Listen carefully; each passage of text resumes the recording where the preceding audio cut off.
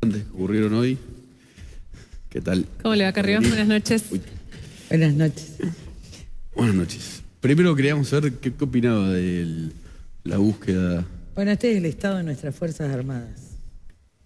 Yo creo que hay que poner la reflexión ahí, estar con las víctimas, con los familiares de las víctimas, estén vivos o no estén vivos, digo así, pues son víctimas, y además esto muestra la orfandad de nuestras Fuerzas Armadas. Esto es lo mismo que el Palomar, es lo mismo es la Armada, la Aeronáutica. Yo recuerdo que cuando a Néstor Kirchner se le ocurrió declararle la guerra a Uruguay, ¿se acuerdan? En el Gualeguaychú. Yo salí a decir que teníamos todo un informe hecho de que teníamos solo balas para un día de batalla. Yo salí a decir desde Montevideo, mire que perdemos la guerra porque creo que Uruguay nos gana. Bueno, este es el estado de nuestras Fuerzas Armadas, esta es la verdad. Todo lo demás es cuento. Este es el estado de nuestras Fuerzas Armadas a hoy. Toques la Armada, toques la aviación, donde en un momento solo funcionaba un Hércules, o toques el Ejército. Así que es hora de reaccionar, de hacer una reforma profunda y no solo un ajuste, como dicen, y decidir, si vamos a tener Fuerzas Armadas, tengámosla. Y si no, decidamos otra cosa, pero así no se puede seguir. Cuando usted dice la situación de las Fuerzas Armadas en el caso del submarino, ¿habla del submarino, del estado del submarino o en el operativo, digamos, en la potencialidad de búsqueda y rescate que tiene? No, esa potencialidad y esa ayuda, yo la agradezco y todos los argentinos la agradecemos. Estoy hablando de en qué estado se hacen las prácticas y se hacen las operaciones. Por eso usted cree que no estaba en condiciones. La gente no puede hacer vuelos, no puede, se va, porque no puede hacer vuelos porque no hay aviones. Entonces, tampoco las condiciones en que trabajan ellos son prácticamente imposibles. Y estoy hablando de todas las Fuerzas Armadas. Y esto no es, yo creo que si tenemos Fuerzas Armadas y somos una república, tenemos que tener Fuerzas Armadas defensivas y preparadas. Y no están preparadas. Muchos tienen preparación o tienen un solo elemento y vos ves el abandono, pero un estado de abandono. Es una vez fui al Palomar, que lo conozco, un tío mío, abuelo mío creo que era brigadier, creo que es uno de los fundadores de Fuerza Aérea. Yo casi me muero. Porque no era un lugar con restricciones. No, era un abandono de lo que yo había visto en mi infancia, que era terrible. Y en ese estado está la Armada, hay que decirlo. Ahora usted dice hay que llamar a una reflexión si queremos tener Fuerzas Armadas o no. ¿Usted cree que la Argentina podría decidir no tener Fuerzas Armadas? No, frente a Costa Rica o... Frente a la situación de chilena y frente a la situación brasilera y frente a la situación de Bolivia es imposible. O sea, hay que tener Fuerzas Armadas. Sí.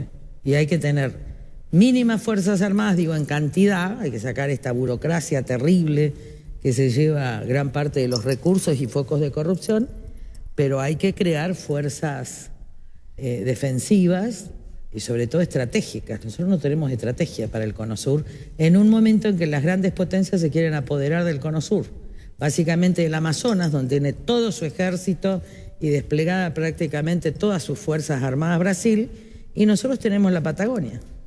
Y en la Patagonia no hay nadie. Bueno. Vamos a hablar ahora de un tema de actualidad que tiene que ver con lo judicial. Hoy el juez del caso Chicone y de las causas conexas, Ariel Lijo, amplió la investigación después de la declaración como arrepentido de Alejandro Van den Broeke y pidió la declaración indagatoria de Jorge Brito, que es el banquero más rico de la Argentina, uno de los hombres más ricos del mundo según la revista Forbes, de Gildo Infran, que es el dirigente peronista que gobierna una provincia sin interrupción de mandato récord, 22 años, de Raúl Moneta, un banquero que Elisa Carrió conoce bien, y de Ricardo Echegaray, que ya había declarado indagatoria, pero ahora le piden ampliar esa indagatoria. Son como especies de intocables que empiezan a sufrir. Bueno, la primera vez que yo pido la indagatoria de Brito está acá. Es marzo del 2012. Junto con la de Echegaray y otros. En agosto del 2012 se produce la expropiación, este acto aberrante que produce Cristina, y yo denuncio a Cristina, denuncio a Brito, básicamente como Brito centrado en la operación, como parte de la operación, nosotros somos los que denunciamos a Forcieri, que está procesado por Sí, esa el causa. ex jefe de gabinete Ese fue el dato que, que en su momento Paula aportó a la causa, y digo que corra vista al fiscal penal. Y vuelvo a repetir, durante todos los años, ¿por qué no lo cita Brito? Lo citaron como testigo. Porque Dilelo sí lo imputa. Dilelo sí lo imputa. El único problema de Dilelo es que por ahí dijo, yo a un compañero no acuso. Y lo digo también ahí. Pero creo que se trataba de otro, porque Brito no es compañero, es más bien amigo de Coti Nosiglia y de Cristian Colombo. Ese es Brito. Y digo, ¿por qué no lo indagan a Brito? Y el problema era que Brito era muy amigo del juez Lijo. Y se reunían en el Sheraton Pilar, les puedo dar las reuniones, los cumpleaños. Bueno, acá hubo un encubrimiento y también de Echegaray. Hasta ahora. Es decir, ¿qué quiero decir con esto? Tuvo que venir un arrepentido para que los jueces sobren lo que estaba en los datos, porque lo que dijo Van der Broek es lo que está acá. ¿Y por qué está Infran? Aportó documentación, ¿no? ¿Y por qué está Infran? Infran está porque el presidente del Banco Provincia de Formosa, Cortés creo que es, Martín ¿no? Cortés. Socio actual de Jorge Milton Capitanich, quien hizo la privatización del Banco de Formosa, es el que hace el primer contrato con Olfan. Esto es así. Sí, sí, Brito está acusado de financiar la puesta en funcionamiento de Olfan cuando ya estaba dentro de Chicone Calcora. Sí, acá está todo el relato, y les digo que en Facebook mío está toda mi intervención del año 2012 en el Congreso, y donde ya imputó a Cristina Kirchner y también a Comodoro Pi, porque digo que es el banco de administración de la impunidad del freezer de la Argentina. A ver. ¿Qué jueces representan ese...? Hijo. ¿Se cree que el hijo lo representa? ¿Y por qué? Yo lo dije, además. Porque ellos son jueces políticos, no son jueces reales. Es la verdad. Que ahora cumplió con su deber, sí, que tardó. Fara le dice, en una disidencia, donde va a la sala primera, donde está Freiler, que ahora está destituido, hay una disidencia de Fara, donde Fara le dice, ¿por qué no va contra Brito? Que los otros dos ballesteros, también amigos de Brito, Freiler. Y Freiler, también amigos de Brito, digo, hubo cuentas a nombre de Ballesteros, donde se pagó su departamento en la calle Figueroa Alcorta, que es del Banco Macro. Es una denuncia fuertísima. Pero, no, perdón, es un pedido de juicio político que yo hice el año 97. ¿una cuenta de Ballestero en el Banco Macro o que el Banco Macro le pagó el departamento? Un supuesto crédito que el Banco Macro le dio a Ballesteros para comprarse un dúplex justo cuando tenía la causa del oro en la avenida Figueroa Alcorta. Ahora, con ese panorama, ese diagnóstico de la justicia, ¿qué puede esperar la gente de todo lo que está pasando? Muy bueno, porque están obligados a actuar. Están obligados a actuar porque están entre la espada y la pared. O sea, no pueden encubrir a nadie. Nadie puede encubrir a nadie. Se terminó la impunidad.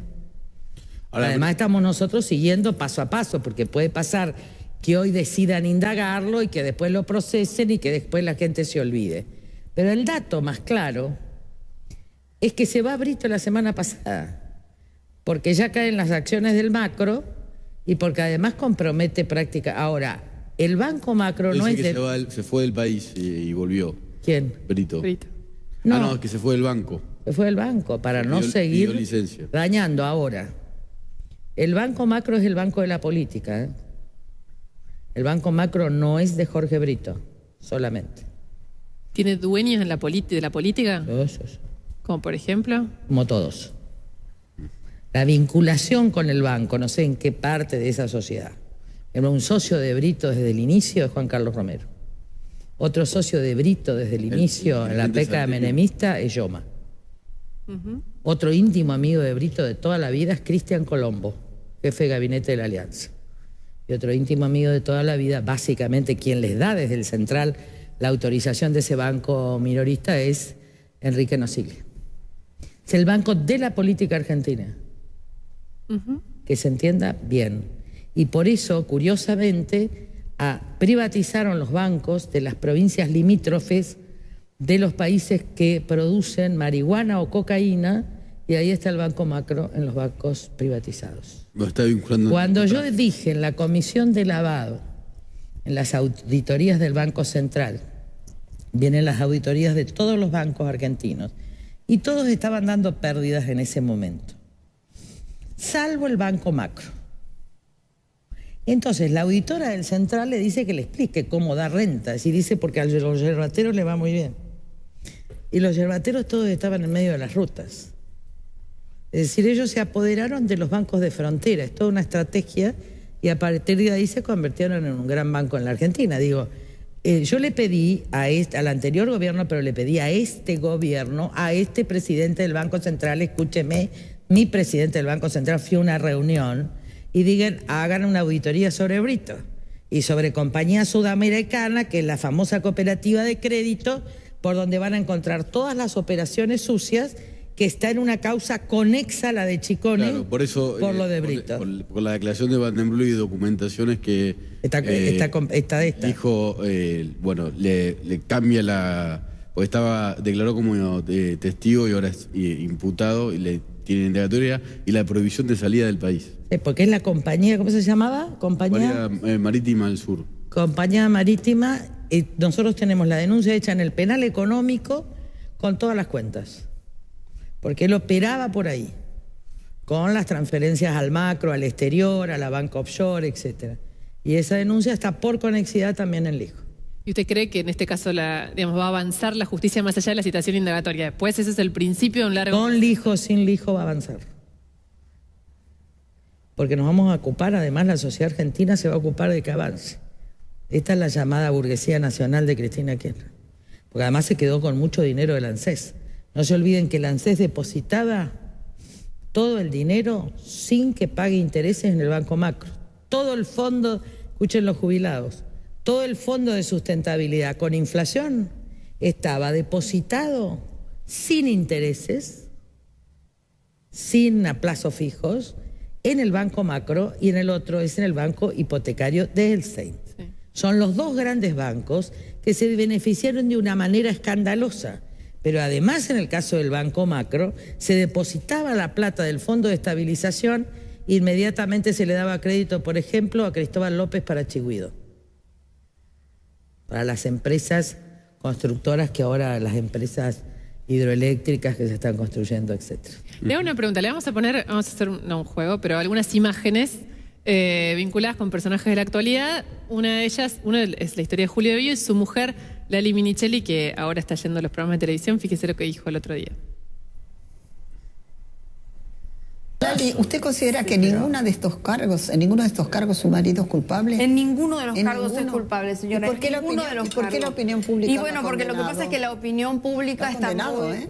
Bueno, justamente, mi marido tiene una condena mediática. Si yo estoy hoy con usted, es justamente porque me he dado cuenta que ante una condena mediática, en realidad la defensa tiene que también ser mediática, que es lo que no pasó en las causas de mi marido, porque él nunca tuvo un perfil como para salir a defender este ataque tan terrible que ha tenido desde todos los lugares. Y es un ataque que se remonta, yo diría, al año 2004, cuando aparecieron las primeras tapas de la revista Noticias, poniendo el cajero. Mi marido tiene una condena mediática en la cabeza que es muchísimo más grave que tener una condena penal, realmente. Y ha sido mancillada a lo largo de todos estos años por distintos personajes. En el año 2004 fue cuando por primera vez la doctora Carrió dijo que había sobreprecios en los planes de vivienda. Sí. Algo que nunca se pudo probar y que hubo 9.904 pericias que dijeron que no lo había, porque había que efectivamente ver en cada una de las jurisdicciones, de cada una de las provincias, cómo era el tema del movimiento de las viviendas, fletes, etcétera, etcétera. Ella lo estigmatizó de forma tal a mi marido que efectivamente lo que yo le dije fue: Julio, acá hay que querellar para vindicarse. En ese momento se podía hacer la querella por calumnias. Y Julio lo hizo. La doctora Carrió se fue por la tangente. Nunca aportó una sola prueba en esa causa. ¿En 2008 fue? ¿En 2008? No, eso fue en el 2004. Y la causa, efectivamente... En el 2008 la doctora Carrió lo denunció. Ella insistió, pero no, Julio, ella insistió con los planes de vivienda. ¿Y él podría... Pero ya el daño, yo creo que el daño a la imagen empezó ahí. Efectivamente. La señora tiene razón. Yo imputé a Devido como cajero de Kirchner no en el 2004, sino en el 2003. Cuando dije que el cajero de la campaña de Néstor Kirchner, que me lo dijo el hombre asesinado en Chubut, que los recaudadores, los que iban y buscaban y traían, uno era Uberti, el de las valijas. Y el de los peajes. Y el de los peajes, de verdad, de los COVID, y el otro valijero era Rudy Ulloa Igor. El que pedía, el que estuvo en el barco del señor que mataron, Espinosa, ese señor era Julio De Vido. Y estaba acompañado por ¿quién? Dicho por la viuda de Espinosa, por esta señora. Así que me ratifico en toda hora. Que me quiso meter presa, si yo nunca. Yo lo único que hice es la denuncia. Pidió mi detención inmediata. Yo estaba en Córdoba, año 2004. ¿Junto con quién? Junto con Héctor Antonio, a quien yo imputaba que investiguen, hijo de Jorge Antonio, a quien después se queda con los bienes de Espinosa, y junto con quién otro, con Uberti. O sea que la mafia estaba. Y siempre la mafia tiene bajo perfil. ¿O ustedes creen que Rina, este que acaba de morir, jefe de la mafia, sale en la televisión? Rina, sí, no. Los jefes de la mafia van y buscan la plata en los baños. Como buscaba De Vido en la época de Kirchner. Estela Kank lo contó, una de las socias de la empresa. Entonces decía, ¿puedo pasar al baño? Decía De Vido. Iba adentro, ahí estaba la plata, igual que la ministra de Economía, ¿se acuerdan? Sí, que le contaban? Y De Vido tenía en el baño del ministerio, cuando se fue, cuando ingresó el nuevo ministro, encontró que una caja de seguridad en el baño, que ocupó De Vido. Sí, por eso, no si a mí me parece bien que ella es su señora y que lo defienda. De hecho, no lo defendió ahí, lo encubrió durante todos esos años en la sindicatura. Porque ¿qué hace De Vido cuando llega? Yo voy y hago todos los negocios en nombre tuyo, pero me cubro con mi señora. Esa señora nunca pudo estar como síndica de la Nación, porque era la persona que controlaba a su marido. O sea que ella también tendrá que estar presa por encubrimiento. Esta es la verdad. Pero tiene derecho a defenderlo y yo la entiendo y la comprendo y sé de su dolor y sufrimiento familiar por pérdida de hijos, lo entiendo. Ahora, esto es una cuestión que yo la mantuve a lo largo de todos los años, que ahora se está comprobando, y que tiene que haber justicia, porque la plata que le sobra a los De Vido y a los Kirchner es la que le falta a los hambrientos en la Argentina. Y el otro día no querían votar la ley de banco de alimentos, lo mismo que se robaron la Argentina. Así que yo llamo a toda la población a donar a los bancos de alimentos y a pedirle al presidente que salga la ley. La verdad que me saqué, sí me saqué. ¿Saben por qué? Usted dice cuando dijo estoy harta del progresismo idiota. Sí, ustedes, y estúpido. Estúpido. Y dije más también, fuera de micrófono. Dije estúpido, estúpido. Porque me dio, ¿saben qué pasa? Yo descubrí en el año 95, yo no sabía por qué era diputada, porque bueno, mi papá había muerto, era un lío. La cosa es que yo terminé diputada nacional con una elección, venía de convención constituyente. Me fui al impenetrable. Y vivía en el Tacuruzal gente que salía y que no se bañaba hace años. Gente llena de piojos, la gente hacía sus necesidades en el pasto. Yo la verdad que vivía en el Chaco, yo había nacido, mis abuelos, pero yo nunca había visto esa imagen.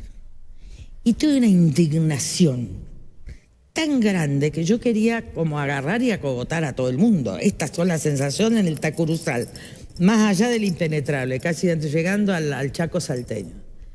Y en ese momento yo me di cuenta, porque me estaban contando que los intendentes, uno tenía un piso en Libertador acá y sus hijos estudiaban en Europa, toda la plata que habían recibido, y yo dije, la contracara de la pobreza es la corrupción.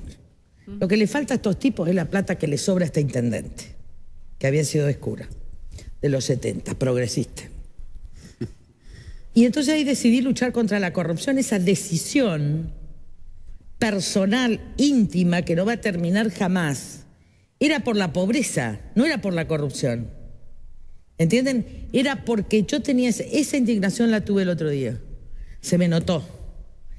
Vi el Tacuruzal y lo sigo viendo y quiero que la Argentina lo vea y lo imagine, con la gente llena de piojos y tierra. Por eso donemos a los bancos de alimentos y saquemos la ley que permita donar. Es un proyecto que limita la responsabilidad de los donantes, porque el problema es que vos donás el alimento no cuando venció, sino en el periodo de consumo. Las empresas liberan stock. Entonces pueden donar antes del vencimiento, 2 meses, pero lo que no quieren es la responsabilidad posterior. Y tienen razón, porque ellos no saben qué van a hacer los bancos o qué va a hacer la persona si lo va a consumir 5 meses después.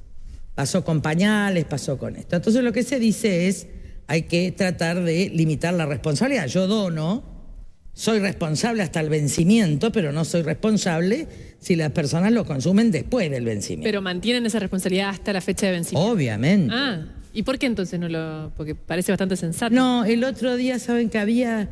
Me culparon por la victoria. Porque también yo retiré mi proyecto. ¿Y saben lo que pasó? Cuando la diputada que me agradece que yo retire mi proyecto para que salga un proyecto, se dan cuenta, y que además yo soy la que promuevo la ley, los demás diputados se dan cuenta de que soy yo. Y cuando me nombran a mí empiezan a gritar como locos, porque yo soy la culpable de la victoria, ¿se entiende o no? Sí. Para ellos, yo soy la culpable de que Macri haya ganado, de que María Eugenia haya ganado, de que el Frente de la Victoria haya perdido, de que Massa. Es una cosa.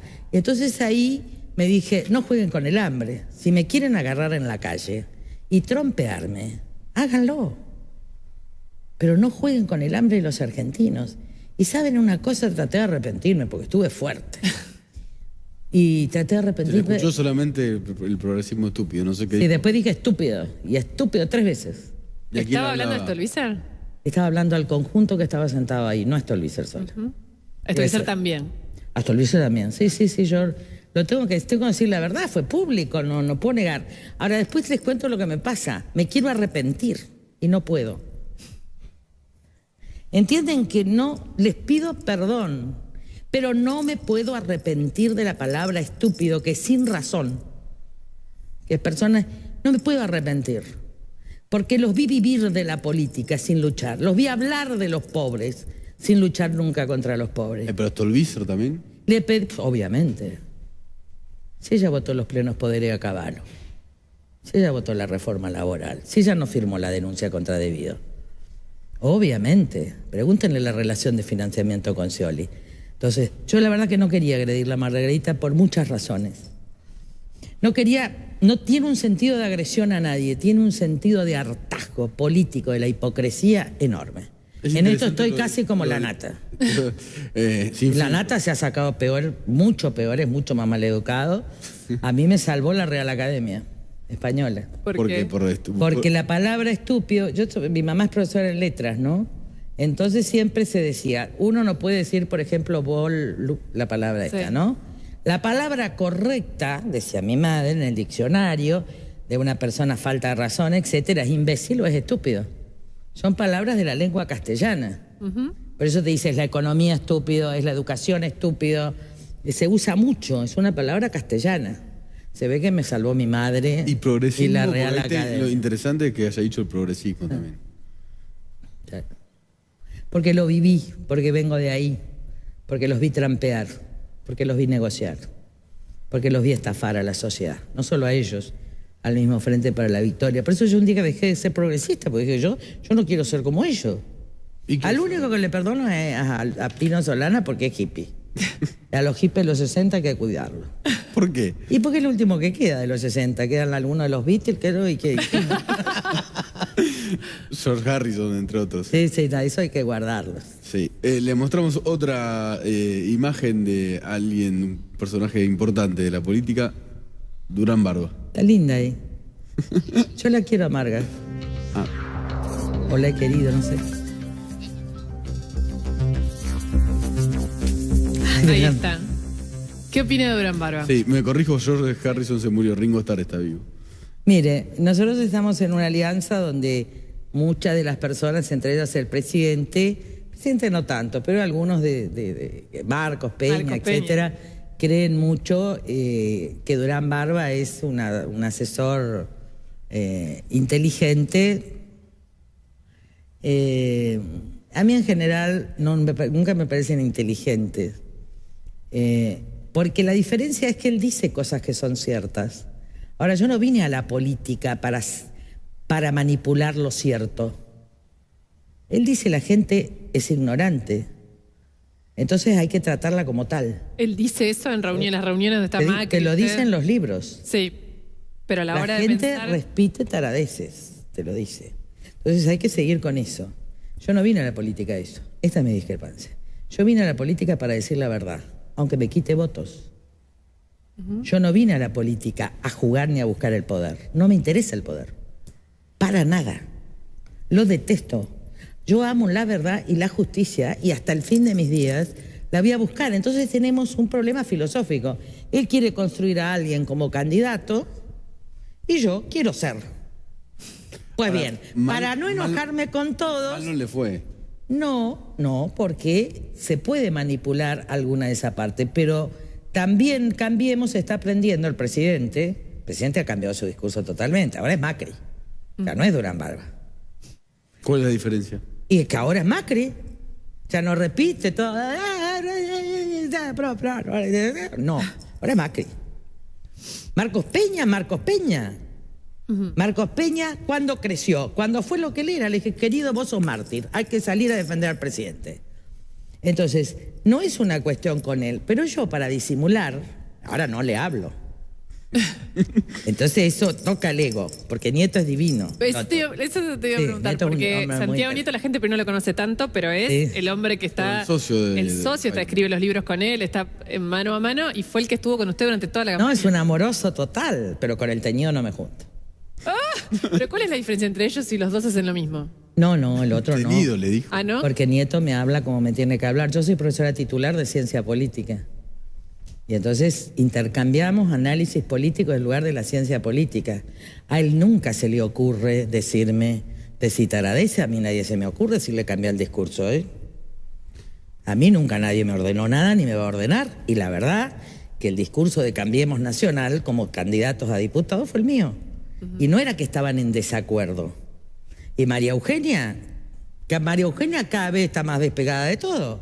Cuando María Eugenia dice la verdad en ese programa, es cuando está impecable, porque hay que hablar con el alma. El hablar verdadero es maravilloso. El hablar falso suena todo... Y a mí me parece... Bueno, quiero seguir hablando. No, es que después de los 60 es grave la cuestión porque uno tiende a decir muchas verdades. Diga más verdad. Pero a mí me maravilla si el presidente como empoderado de la presidencia de una manera increíble es otra persona. ¿Qué es lo otro? Eso, pues se habla mucho de que Macri ahora es Macri, digamos, no es el producto de la repetición de lo que le dice Durán Barba, como decía usted recién. ¿Cuál es ese cambio, esa diferencia? Es presidente. Está cómodo en la presidencia. Se siente bien en la presidencia. Decide bien, quiere soluciones justas. Se puede equivocar muchas veces. De hecho, tenemos diferencias. Cuéntelas. Y las que ellos lo hacen en público sin consultarme, yo les contesto en público sin consultarlo. Adelante. ¿Por ejemplo? Por ejemplo, minería. Usted... Es una vergüenza el lobby, denuncio a toda la Argentina, el lobby escandaloso de las grandes mineras. Se pasan con las tarjetitas. A mí hasta me pararon en la avenida Olear, le dije, no le voy a hablar. ¿Quién lo paró? ¿Cómo Un lobista. Van a todas las reuniones empresariales, los lobistas de la Lumbrera, de la Barrigol, etcétera. Bueno, andan, no sabés. No tienen oficina en Buenos Aires, tienen lobista. Bueno, dije, yo nunca voy a hablar, porque yo estoy por el agua estratégicamente y porque ustedes van a dejar sin agua a San Juan. Entonces, yo estuve en Hachal, hace, qué sé yo, ya no sé los años, con las locas de Hachal que hablaban del cianuro. Que después se derramó. Esas eran nuestras, coalición cívica. Después se derramó el cianuro. Sí. Y después estuve en la ley ayudando a Bonazo y a mi diputada, que es Fernanda Reyes, que todavía era diputada, que ella estaba en Asuntos Naturales, en la ley de glaciares. Sí. Y los acusé a todos de lobistas, cambiamos la votación y ganamos. Y después Bonazo se fue y arregló con Filmo y ganamos la votación en senadores y Cristina no pudo vetar. Esto lo tienen que saber el gobierno de Cambiemos. Porque el gobierno de Cambiemos, ¿qué es lo que quiso hacer con la ley de glaciares? No, lo que pasa es que ahora los lobistas están queriendo introducir por vía por ley no pasa. Si es DNU, se termina la República. ¿Qué significa eso? Por ley no pasa, yo no voto. No, pero que si es DNU se termina la República. Claro, ¿qué quiere decir? Si me dictan por DNU, esto no se puede, esto lo decidió el Congreso. Esto no puede ser por DNU. Esto no es decreto de necesidad y urgencia. Los intereses económicos de las mineras en la Argentina no son de necesidad y urgencia de nadie. Parece como que está poniendo un límite al presidente. No, el presidente está de acuerdo. Estoy poniendo límites a otros. Como por ejemplo. No voy a decir, todavía No no. digo porque alguien que está por encima del presidente pareciera. No, está por debajo siempre. Presidente. Siempre. A mí me encanta esto. Esta pelea de los glaciares, todos la tenemos que dar, porque es la pelea por el agua. San Juan se va a quedar sin agua. Gioja obviamente está con la Barrigol. Y hay estudios vinculados al poder que son abogados de las mineras que tiraron los desechos en la Argentina. ¿Cómo, por ejemplo? No voy a decir porque ahí se termina. Eso sería un todo. dato fundamental. Pero lo pueden buscar. A estudios de abogados que están vinculados a funcionarios públicos. Ya cambiamos. De Cambiemos. ¿Y no nos va a denunciar? No tienen actualmente cargos políticos. Son parte del movimiento. Pero Tuvieron cargos políticos en anteriores periodos parlamentarios. ¿Está de acuerdo con la reforma laboral y la reforma La vamos a ver. En principio hay muchas cosas que están muy bien, otras que no sé.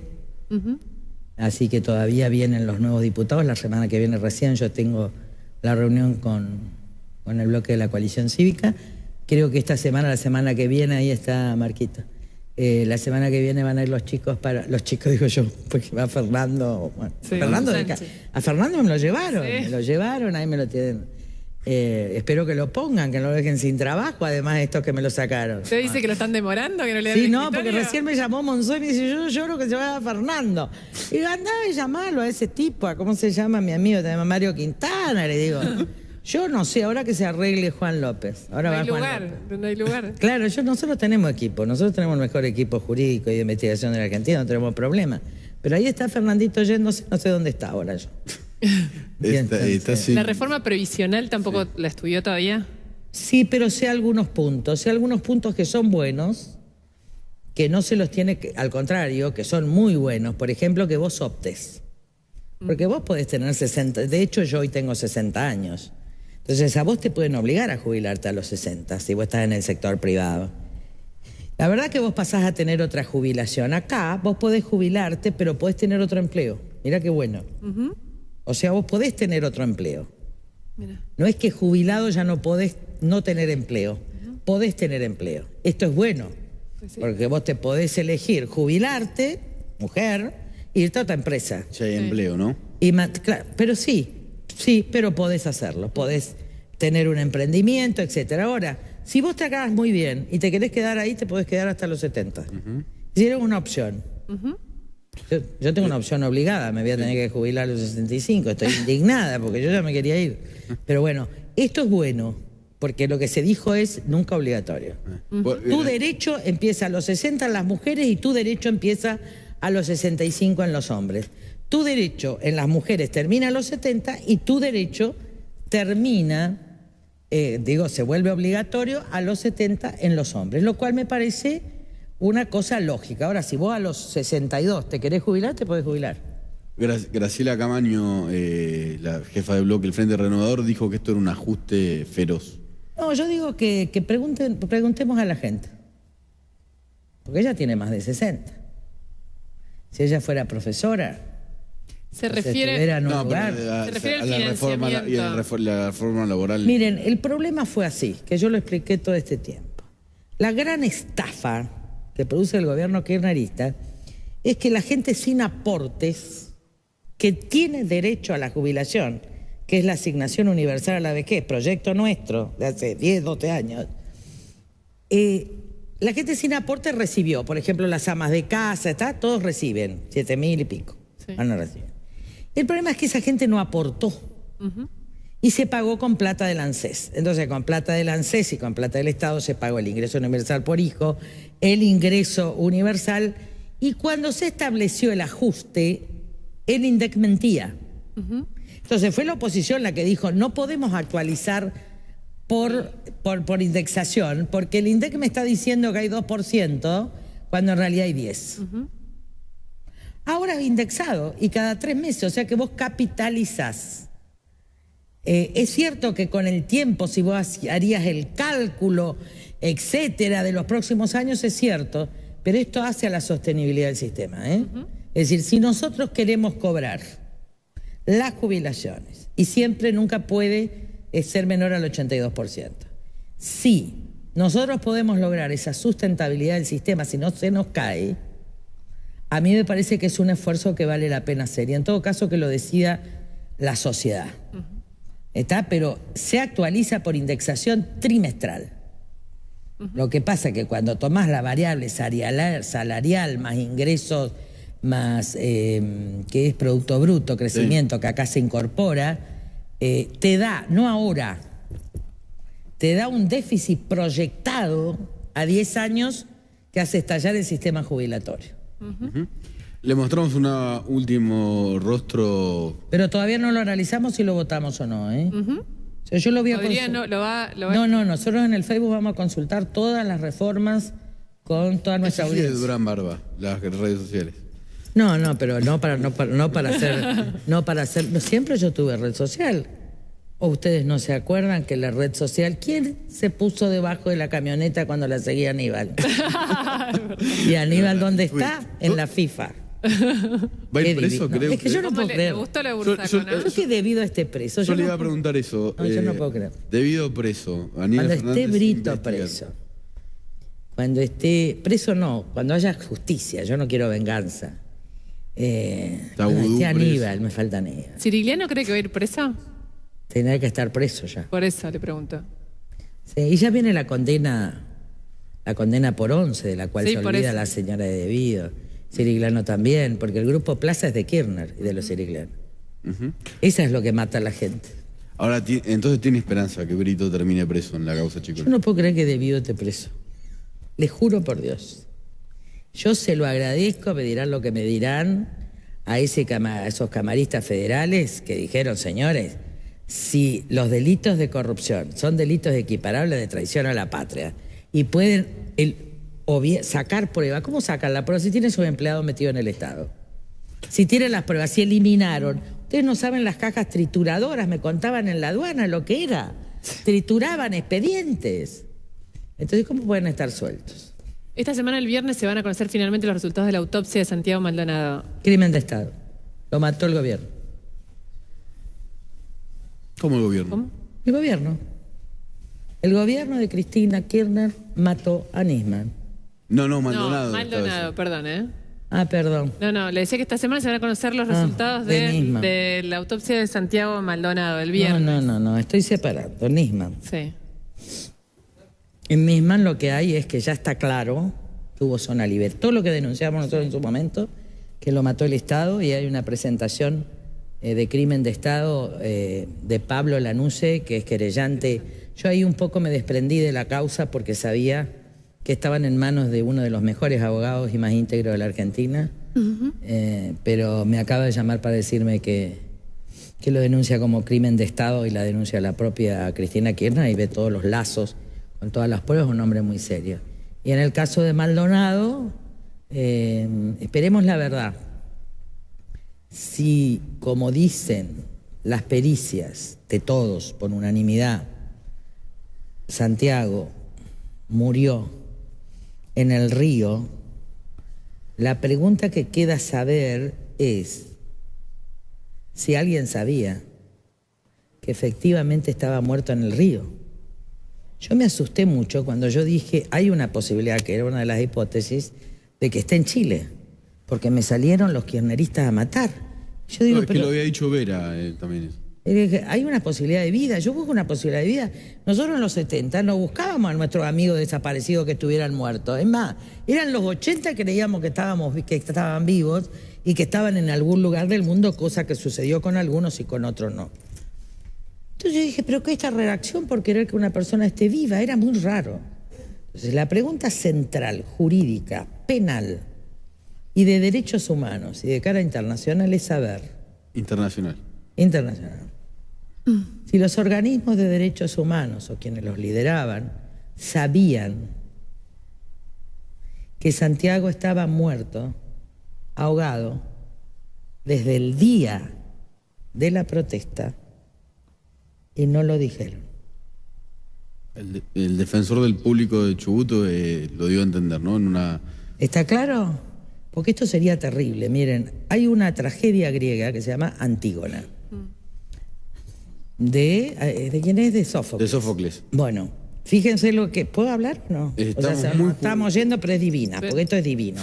Están las dos hijas de Edipo y los dos hermanos muertos, a quienes Creonte, que es el cuñado del nuevo rey, los condena, los mata y los deja insepultos, porque la peor condena, la mayor violación a los derechos humanos de Grecia era que no te den humana sepultura, que todavía es de las religiones.